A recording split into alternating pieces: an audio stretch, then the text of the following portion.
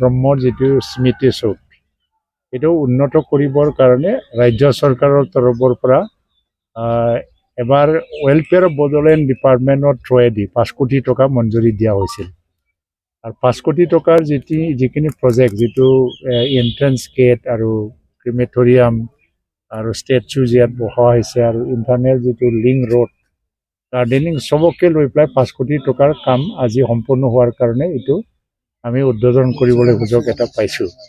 আৰু এই এডিশ্যনেলি ৰাজ্য চৰকাৰৰ তৰফৰ পৰাই ৱেলফেয়াৰ অফ বড়োলেণ্ড ডিপাৰ্টমেণ্ট যিটো মই চাওঁ যিটো ডিপাৰ্টমেণ্ট চাইছিলোঁ মই এই ডিপাৰ্টমেণ্টৰ পৰা এডিশ্যনেল 3 কোটি টকা দিয়া আছে আৰু 3 কোটি টকাটো অলৰেডি কাউন্সিলক দিয়া হ'ল।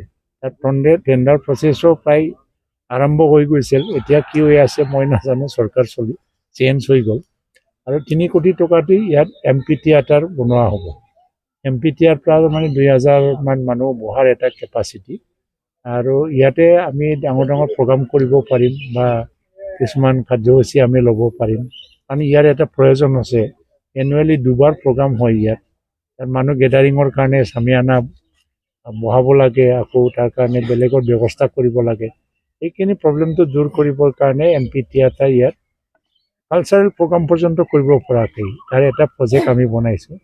মুঠ 8 কোটি টকা ৰাজ্য চৰকাৰৰ পৰা দিয়া হৈছে আৰু আগত কাউন্সিলৰ পৰা 2 কোটি টকা দিয়াৰ এটা এনাউন্সমেণ্টো আছিল। 2 কোটি টকা কাউন্সিলৰ পৰা এতিয়া দিয়া হোৱা নাই, কিন্তু মই ভাবোঁ যে 2 কোটি টকা মাত্ৰ নিদি বৰ্তমান কাউন্সিলেও চিন্তা কৰিব পাৰে যে আকৌ 2 কোটিতকৈ অধিক পইচা আকৌ দি পেলাই যিখিনি ৰিকুৱায়াৰমেণ্ট আছে সেইটো পূৰা কৰিব পাৰে। কাৰণ এইটো এটা মানে ডাঙৰ এটা এৰিয়া হৈ গ'ল।